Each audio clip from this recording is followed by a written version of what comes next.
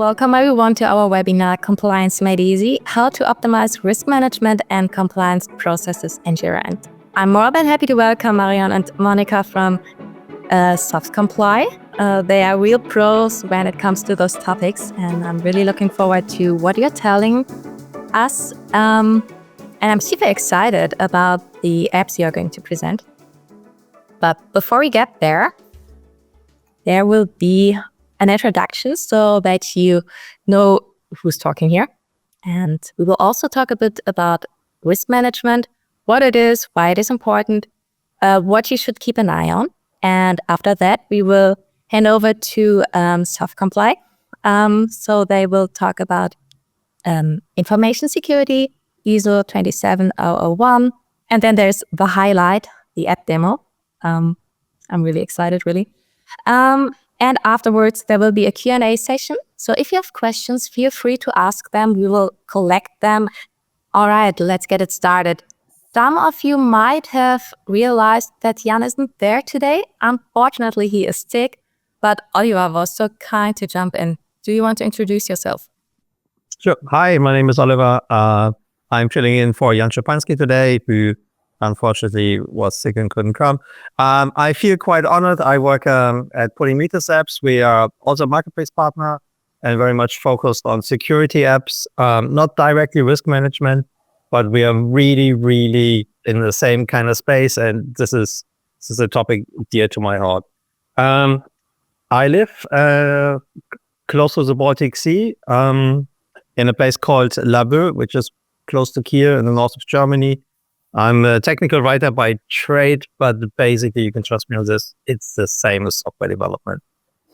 And in my sparse free time, I'm a huge fan of analog photography, where I do, everything myself apart from actually making the film, but the development and enlargement and everything. It's a fun hobby, and it's so devoid of computers that it's a nice counterbalance to my day-to-day job. Awesome. Thank you. Let's keep going. Marion, it's your turn. All right, thanks. Well, I'm an Estonian who is now living in Munich, in Germany. And before I moved to Germany, I lived in Dublin, and my hugest hobby is sailing. So I can't do that here much. So I've gone to hiking now instead. The mountains are absolutely amazing in this area. My background is in safety-critical software engineering, and I worked a long time in academia and saw the kind of the regulations from the other side of how we try to make things safe and why there are standards. And I was also co-editor of several standards. And I stepped out of it to actually give companies something that is sort of helpful, hands-on, and that's where we started with SoftComply. And our kind of aim with SoftComply is really to bring compliance, quality, and risk management into software development and integrate it completely with Atlassian tool set, so that teams would have less silos in it. That's me. Thank you. Yeah. Hi from me as well. I'm Monika. I'm also Estonian, but actually living in Estonia, which is rare. No, I'm joking. But I'm managing growth in SoftComply. And why I made this comparison, like nudging a teenager for more accountability, is really testing which messages do work with teenagers feels the same way that I'm doing it at work these days. And the same as Oliver, I love this restoring Windows is my most recent hobbies these days, because it gives you this space and time to think, and you're doing something that is useful, and at the same time you can think about your work, your whatever it's needed really, and something beautiful comes out of it. So I'm a huge fan of old houses and restoring them. Yeah, the transformation. Yeah, exactly. Awesome, thank you. So now that you know who's hosting the event, let's talk a bit more about the companies, starting with Eurocus.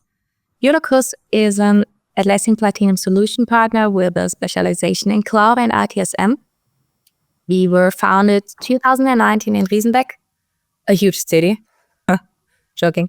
And we are a cloud-first solution partner. Means we were focusing on cloud right from the beginning. Right now, we have more than 50 employees and more than 30 partners with offices in Hamburg, Düsseldorf, and Kulmbach here in Germany. Now a bit about SoftComply. Right, thanks. So we started in 2016 in Estonia, and our focus was and still is on the regulated industry. So the goal is to help automate compliance, quality, and risk management on Atlassian toolset. And we are cloud-first marketplace partner. So we also started with cloud. We also then went into on-prem, and then 4 years or 3 years back, we went back to cloud. So now we are cloud-first as we were when we started. And we are a gold marketplace partner, and we have over 10 apps. So what we tried to do a lot was to cover compliance gaps that Atlassian has, especially on Atlassian Cloud, with different smaller apps, and provide full solutions for quality management and risk management side. So we believe that there are so many apps at the moment that we wanted to build a solution that would cover the majority's need, for example, in risk management or in quality management. So that's us. Great. So Oliver, I think this is where your part starts. Yeah. All right. Thank you. This is the exciting part. The slides were prepared by Jan, who is typically the one who's giving this talk, and he's much more knowledgeable than I am. So bear with me on this. Just as an introduction to risk management, the first question you might ask is, why even bother? Like, why do I need to do this? And there's 3 major kinds of reasons you would like to do that. I'd like to go through them one by one. Yeah. So. All right. So the very first reason is, it's your own self-interest. You want to prevent losses. You want to prevent damages. You want to prevent that bad situation happening. And the best way to do that is actually finding potential risk, assessing them, see, okay, what could go wrong? How could things go wrong? What can we do to prevent things going wrong? And this is at a point like this could just be basic safety stuff. In a car, you take a seatbelt. That's one way of managing the risk of harm. With an organization, it's similar, right? Your laptops have passwords. You have secure. You hopefully have good passwords too. You hopefully have a password manager. You use 2-factor authentication. Those things are all ways to prevent anything bad happening. And anything bad happening, of course, has a cost for you. It might be a lot of damage. It can, be a security breach. It can make your company unable to function, and you really want to avoid all of that. So that's the most basic reason to actually look at risks and try to manage them. The next reason is you need to comply with some legal and regulatory requirements, something that I personally always find very hard to do, and I'm glad that there's software out there to help me. But depending on what kind of industry you're working in, if it's a heavily regulated industry, you get bombarded with questions about, hey, do you do GDPR? Do you do CCPA? Have you heard of HIPAA? Hey, can you do FedRAMP? There's a lot of legal and regulatory frameworks around, and they do exist for a reason. If you step on an airplane, you're on board of one of the most regulated pieces of transportation around, and that's for a good reason, because flying can be scary. So being in compliance with all of these requirements also means you're doing a good job. You're taking all of the precautions that are required. And actually, what I've found over the years is, despite all of these things being extremely daunting tasks, in any situation where we underwent one of these regulatory or legal assessment, we found, that's a lot of good thinking that has went into these requirements. It's really a good idea that we uphold them. So It's another reason you want to be prepared for that, and maybe you want to work in a regulated industry, or you have to. So that's a must, really. And finally, it also says something about you towards your customers. It helps giving an aura of trust and credibility.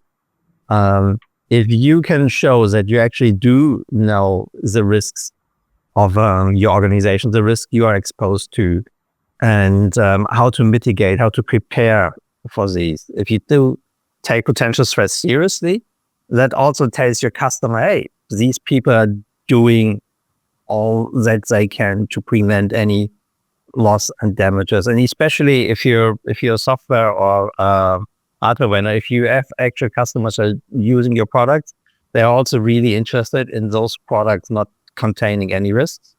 So being able to have this trust signal and credibility is really, really important. Here in Germany, we have something like a TÜV Siegel, the Atlassian Marketplace, we have the Cloud Fortified badge.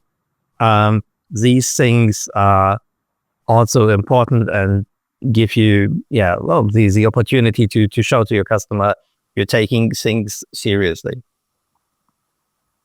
All right. Now, what kind of risks are we looking at today? And this is by no means an exhaustive list. I have to preface this, but these are things that, especially in my line of work, we really look at a lot. First one that I'd like to mention is cybersecurity risk. This is basically hacking, malware, phishing, ransomware, really everything around that, distributed denial of service attacks, anything where some bad actor somewhere decides they want to use some kind of IT system or as a way to compromise your IT systems and use them against you or against your customers. So basically, that's the hacker you're afraid of. Now, I would like to add that it's not always a super smart hacker like in Mr. Robot. In many cases, and this is a technology risk, what these hackers use to gain access to your system is old infrastructure, it's old systems, it's old servers. Everybody who's been in software development knows bugs do happen. You can't write perfect code all the time. And you'll just see that some things might go wrong. And we've seen this today, with Atlassian coming out with another bunch of CVEs saying, oh, right, you definitely need to update your on-prem software because these are vulnerabilities inside systems. Now, what happens if you don't update? You're basically at risk here. Where could be a reason that you do not update? Well, it could be some kind of a human error. Because we all do make errors, right? We forget something, we push something off. Sometimes we are a bit careless. Sometimes we are not aware of what's going on. And finding ways to avoid us humans doing something wrong by having checklists or automated systems to ensure that we're doing the right thing at the right time. That's really important. There are other risks, and this is the bottom row here. Physical risks that could be there could be a fire, there could be a flood, there could be an earthquake. Where I live, there was actually a flooding just a couple of months ago, which is a definitely huge risk, and it could have been a risk to our infrastructure had it been at the place I'm living in. It's not, fortunately. But looking at these kind of risks, in the end, we do have infrastructure somewhere. So this is something you need to assess and look at. There's always legal and compliance risks. Most likely, especially compliance risks and legal risks, they arise from not being compliant with legal requirements, like being loose with data privacy standards is one of the biggest risks I typically see around in our industry. But there are, of course, others. And again, if you're in heavily regulated industries, you really want to make sure to cross your I's and dot your T's, other way around. And finally, there's also third-party risk, or any risk associated with working with someone else. We are all working with someone else in an interconnected world. So no company is an island. You always have to rely on somebody else. But when you do, you have to make sure that you vet these companies as well. And this comes back to, why would you want to do risk management? You want to, be credible. And in the same way that you want to be credible, you want to vet your partners and service providers and suppliers for also being credible. So hey, they're doing good risk management. And yeah, that's why I would definitely recommend you spend a lot of time doing risk management. There's only so much you can do with security software, and every security risk that you can avoid by doing proper risk management upfront is a reason to celebrate. And yeah, with that, I would like to hand it over to SoftComply. Thank you, Oliver. All right. Yeah. Marion, I think you will go first. Yes. So thank you, Oliver, for doing a lot of my job for me, because I actually also prepared a lot of risk management stuff. So I'm just going to skip over those that you already covered. But just wanted to maybe touch upon a few things still. So risk-based approach. Not only do we need to do risk management for compliance, that actually is where we started in SoftComply, but also understanding why is a risk-based approach to managing companies really important, and what are the benefits in it. So an organization-wide risk approach. And then I quickly go over what is a risk, what is the risk management process, how could you even manage risks, and then I'm going to touch upon information security risk management for 27001 and our solution before we jump into the live demo that Monika will carry out. So basically, risk-based approach is an approach where risk is in the center, and the idea is to really focus on the threat landscape for the whole company, the business objectives, and the environment that the company operates in. So what do you need for that? Like, if you want to have organization-wide risk approach, you need to have, of course, processes and policies in place so that everybody knows what we're talking about, or how this risk-based approach can be implemented and is implemented in the organization. You need to train people for that risk management, and of course, you need proper risk reporting. But maybe just to go over the benefits of having this type of approach to organization and management in the first place. So first of all, of course, we live in an uncertain world and everything is constantly changing. So having risk-based approach will help us adapt easily to this changing environment and conditions. And if we have a consistent and comprehensive approach, we become much more resilient to such changes. Secondly, breaking silos. So this is very near and dear to SoftComply's heart. I mentioned earlier that we are kind of advocating this breaking the silo mentality, because we very often see that quality and compliance and risk management is always like an afterthought. So there is a product development going on, some like innovative software people are doing something really, really cool. And then there is this annoying compliance, and like, oh, come on, we also need to take care of that.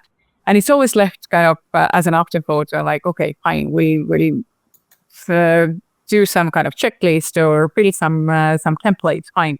But it shouldn't be, because this is where, if you take the quality, compliance, and risks with you early on, you actually are much faster able to respond to different situations, to assess risk, to define your KPIs, to monitor and resolve these issues early on. And if you do it with a functional teams, then you can leverage the knowledge between teams, and therefore your products will be better. You'll have more efficiency, and you have better control of your costs as well.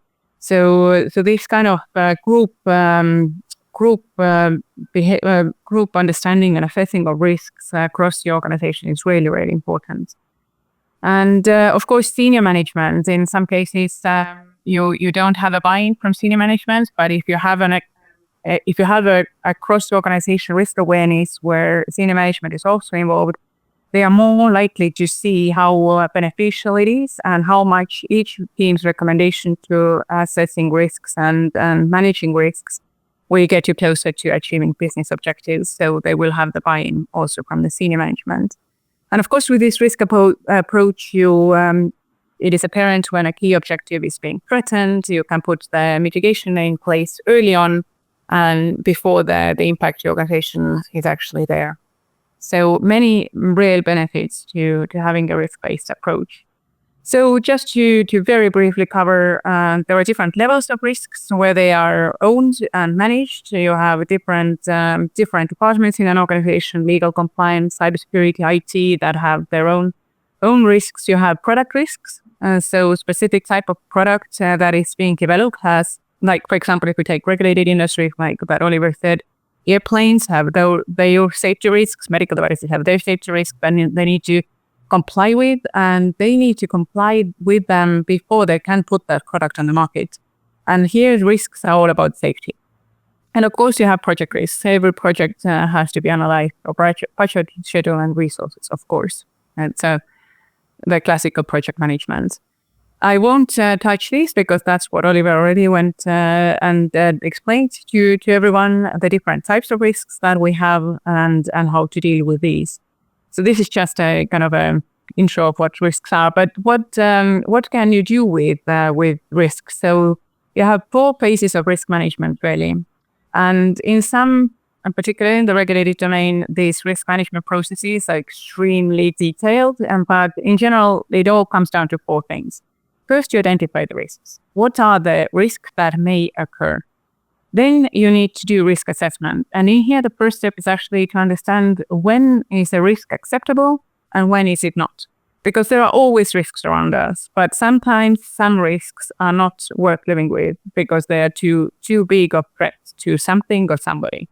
So we need to assess these risks, and normally you assess these risks by providing and thinking of the values for likelihood of when something can happen and the impact of that risk. And you either calculate a risk score or risk class, depending on the type of risks that you are assessing.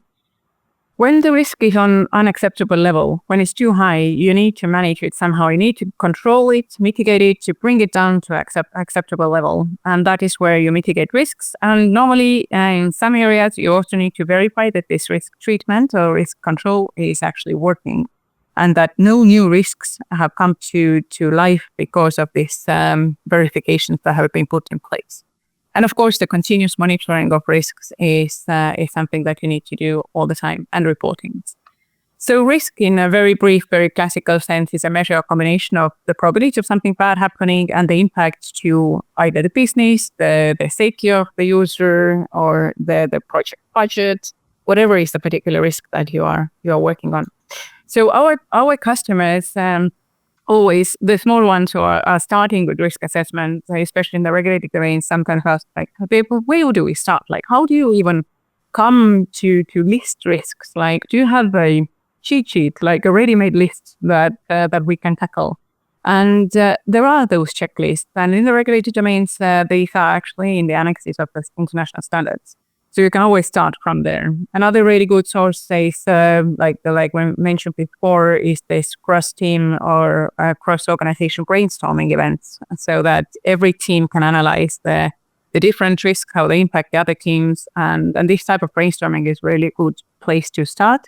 Of course, there are a lot of feedbacks from different similar projects that have happened, project managers who know their stuff and already have their own list of risks ready to go. And then there are products that are already on the market in the regulated domains, and these products there are databases for similar products, and you can check what risks they have listed. So that's always a good place to start. But then a few words about our solution. So as we mentioned before, we started with product risk management, where in the regulated domains, we looked at hazard analysis and FMEA. That was our kind of the first, like the basis where we came from, the origin of our founders. And we there, after that, we started to grow out of it. We went to added project risk, of course, project risk management, our tool set.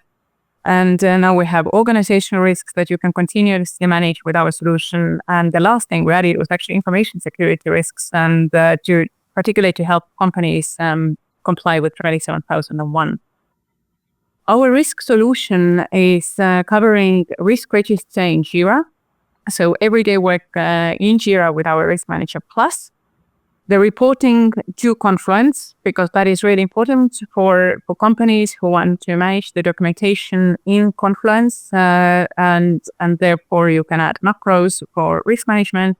And for the really regulated domains and industries, we have validation. So validation is something that is particularly important for regulated industries to validate and make sure that their software tools are working as expected. And they are to give auditors these test reports, periodic test reports. And on cloud, you cannot really do it any other way than automated testing. So we have done that for our customers who can run these tests once a week and get all the reports necessary.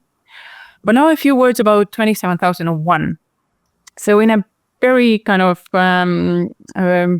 very abstract way of looking at 27001 is that it looks at two things or requires two things. You need to have a information security management system. So you need to have the description of processes and procedures in place, but you also need to have the information security risk management. And this is a continuous threat assessment that you can do through identifying information security risks and implementing the associated controls for each of them. And these are the main two kind of areas of requirements. Of course, there is a detailed list of requirements, I think always in standards. And what we wanted to provide our customers and our users and all Atlassian or Jira users was to provide this heart of the 27001 requirement, the risk management tool set. So very often when somebody says, do you have tools for 27001, it is just nearly a template or a checklist, if you will. And it lists the 27001 controls. And based on that, then you can you can add the assets and the related threats, and based on that, you create your statement of applicability that you give your auditors. But the real core of it is the risk management, and to have that linked to Jira's assets, you can work with our tool that helps you keep an eye and traceability between your assets, the controls from 27001 and the threats. So what do we have is that we provide you a risk model. We provide you a risk table for asset-based to information security risk management, and dedicated libraries where you can populate the data about your assets, and already a ready-made library for the 27001 controls. You can, from our tool, generate automatically the statement of applicability for the auditors. But it also has a traceability report that you can work with every day to see how are assets covered with risks, risk controls, and the work that you have yet to do.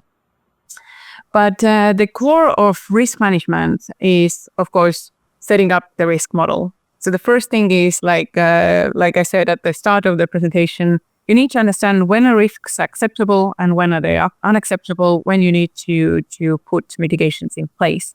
And in our risk management tools, you can then select the different models that you want to use.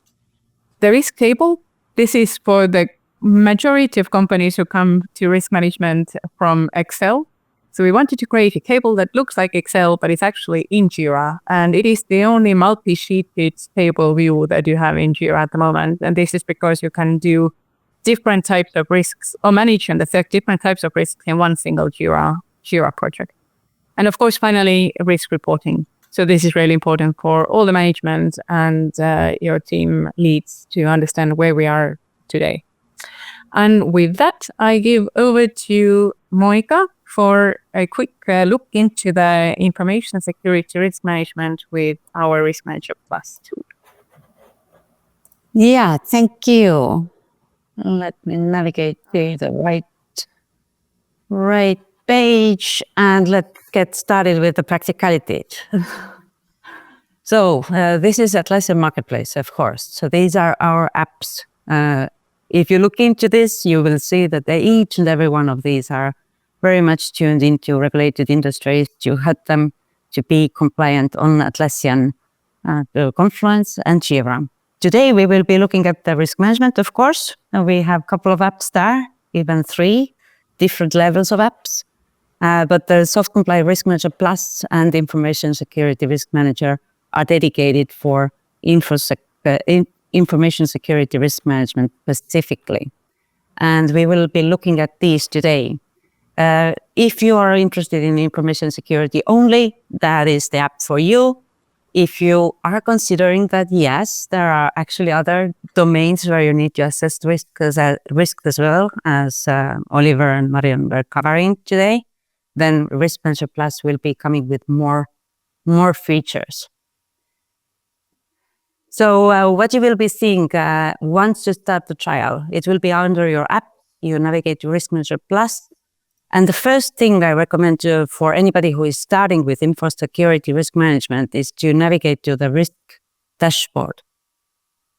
You asked for checklists. We have the checklist. We have listened to you. We have had lots of customer interactions and conversations with them. And this is really something that somebody who is starting with ISO 27001 could be benefiting from.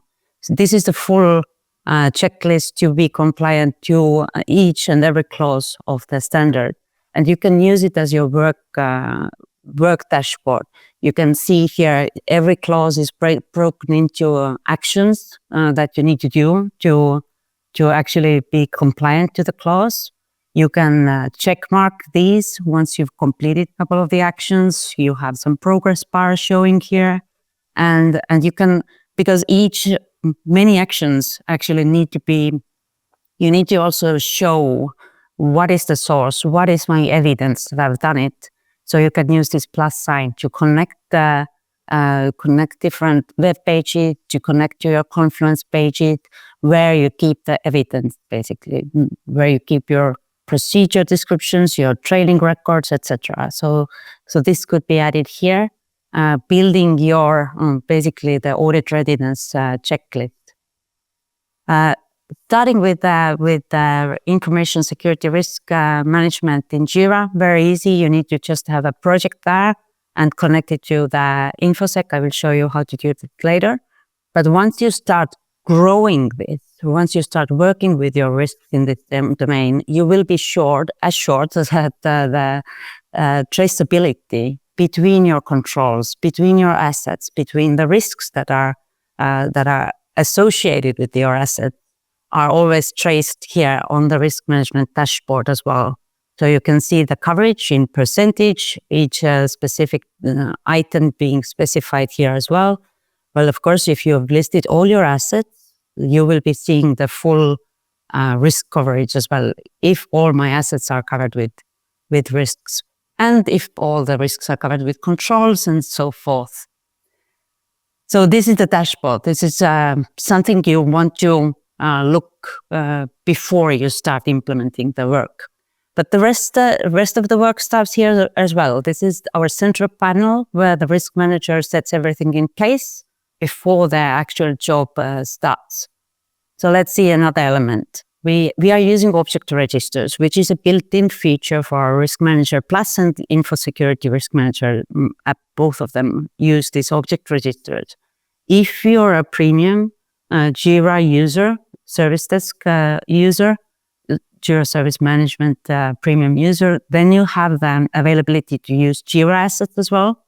So you can continue using these. This object register is something we wanted to provide for a smaller user that wants to leverage using this kind of databases in the background, where you can later on just simply select and choose, rather than typing in, creating the activity that is prone to human error as well. What we've done for you, we actually built the full controls list based on the text of the standard of ISO 27001. So you can see each control is captured here in this pretty long checklist. And what you can start doing now as a risk manager is up to here, up to the control group, you can see it has an ID, it has a section of the standard where it comes from. You have the control overall explanation and a bit further description here. It belongs to a control group as well. Now you need to do the applicability selection. Is this control applicable for your organization or not? Or it's not applicable? So you can simply choose yes, no, not applicable. Once it's applicable, you define what is the source of control. There's also a checklist provided for you, and if the control is implemented or not.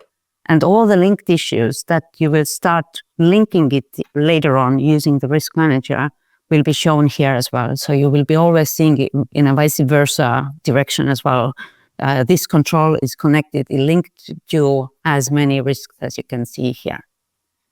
And you go and fill this table fully, of course, because this will lead to a statement of applicability. Going back here, on top of here, just a quick button, generate statement of applicability. And this comes from the filled-in object register that you have gone through one by one, marking if your control is applicable or not. And it will lead to having the statement of applicability with a click of a button. You have all the controls, descriptions, control groups, and as you have defined if they are applicable or not. So these are the background tools. A bit of more background tools. Marion was stating that there are different levels of risk models available. Yes, many with different risks might need a different criteria how you assess this risk. So you might have just this likelihood and the impact. Or you might have a third element that you need to consider. For example, many companies or many users of ours are using detectability, especially useful when you're assessing software product risk. So how easy it is to detect that there might be an issue. So recognizing that, we have created a quite flexible risk model. You can see there are some templates coming already with when you start the trial. But you can create a fully customized risk model as well. Just quickly showing you the options there. 2-dimensional risk matrix, 3-dimensional risk matrix, and a score-based. There are 2 options for 3-dimensional, which is one is combining the numbers together, one is providing you a lot more. But the score-based risk model is also very often used as a you can even build checklists like this. If it's yes or no, and what are the scores, and then the model calculates the scores together.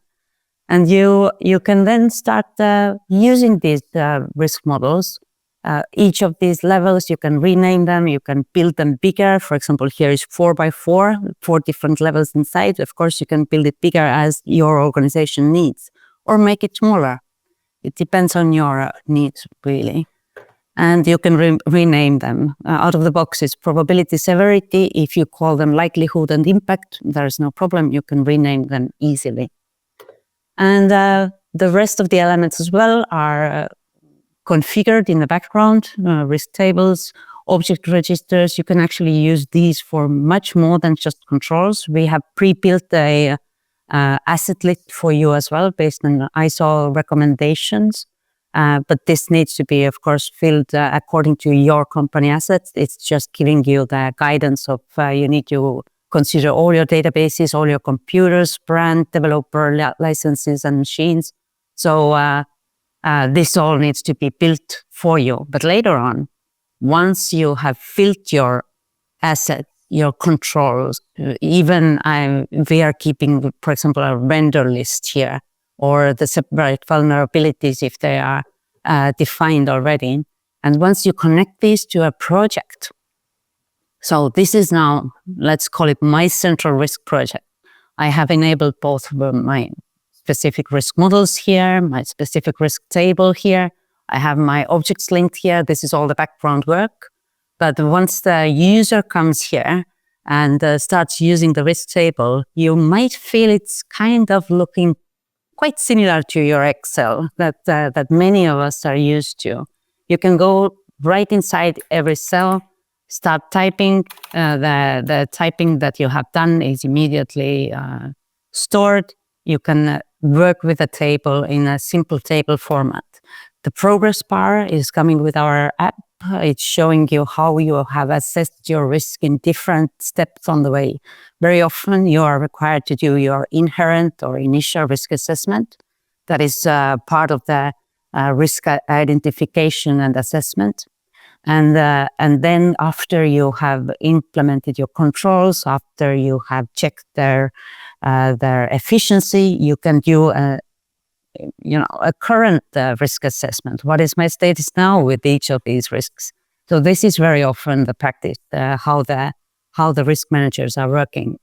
Here I'm using, let's start creating a new line just to demonstrate how to create a new risk to the table. Let's have it called new today. So once I've included just the summary, and this is the summary field of Jira, this is filled in, and you can see a new line opened up here. What I can do now is I can quickly select between my assets that I have defined in my organization, that I am working with computers today. I can assign a risk owner. Very often needs to be controlled by one person, really. And I can describe further what is the cause of threat or vulnerability that is under question here.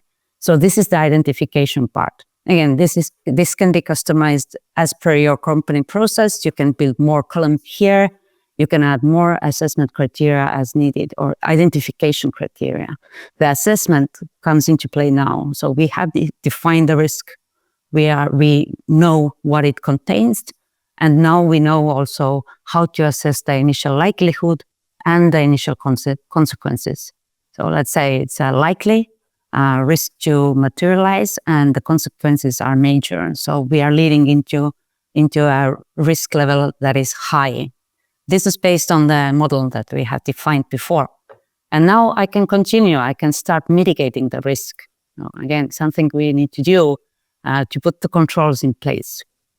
Okay, I'm just selecting a control right now, but of course there's a lot more thought going into this. Just showcasing how easy it is. Once you've defined all your controls, you can really easily select it from the drop-down. And later on, when you're looking at this and want to see further details, just click on it. You will see everything that is added about this specific object in the background. And once we've done that, we are, of course, monitoring if the control is implemented, how the control is implemented. And this is where the Jira really showcases its full efficiency. So using Excel, you need to chase your team. You need to chase the risk owners, asking them via emails just before the meeting. Where are you with your tasks?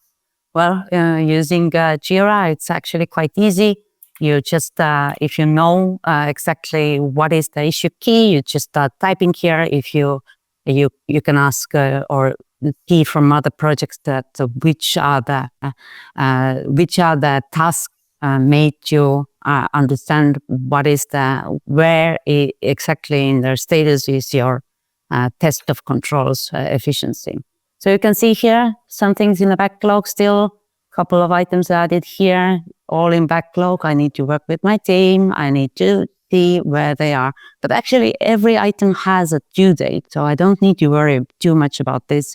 I'm pretty sure my team will not pick them up once due date is closing up. Anyway, you will be notified. You will have a constant overview or continuous overview where the tasks are. You can build more. Again, here you can build more of fields or columns, as we call them, being an Excel, having an Excel background myself. So you can build here who is the owner of each task as well. You can bring this field into the risk table as well. So once the job is done, I can assess my risk level again. And I'm happy to say the consequence is insignificant and the risk score is low. I'm joking here, but just to demo the functionality of how the risk table works. You might notice here there are some more tabs. But before I jump into this, a couple of features for usability. You can filter the entire table based on your settings.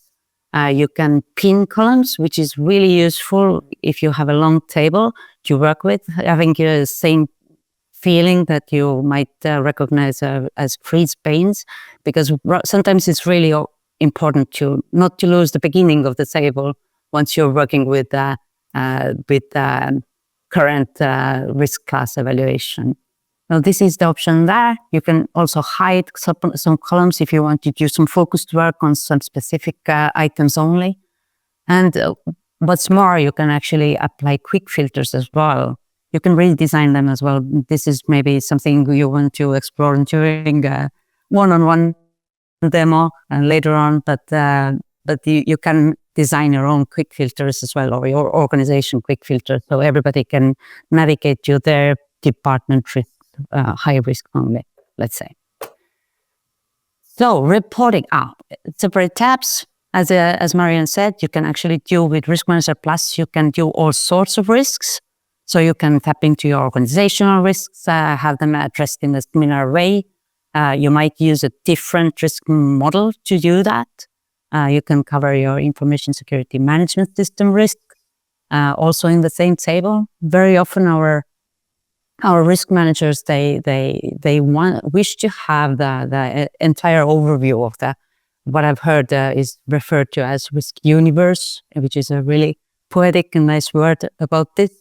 But as we hear it often, you can even build your supplier tech security, like third-party vendors, what Oliver said, really important to keep an eye on their security levels as well. So you can do this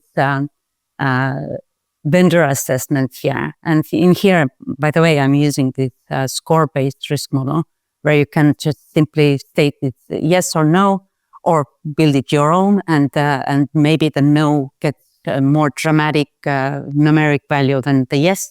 So you can build this kind of risk models, and then the automation is done for you. So you don't need to think too much. It's speeding up the work, basically. So you can build these multi-sheeted risk tables. But what is the third element? As Marion said, you need the reporting. Because every once in a while, your management team wishes to see what is the status right now. You wish to come together with your other department heads and discuss have we discovered anything else? Do we need to add something to the table? Do this bit of brainstorming, review all the existing risks where they are. Has something changed outside or inside, internally? So this is a regular work usually that comes into play. And for reporting, of course, you can export it outside externally to CSV and PDF, the entire table or the entire model. Also, the risk models are present in the project view. So you can see each of the risk model that is attached or enabled for this project and navigate through them quickly. But even better is to use Jira dashboards. So dashboards, we have a couple of gadgets there.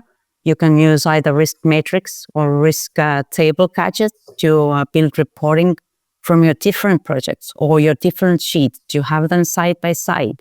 So you can bring here maybe 2 matrices side by side, or having 3 like I have at the moment, just to keep an eye on specific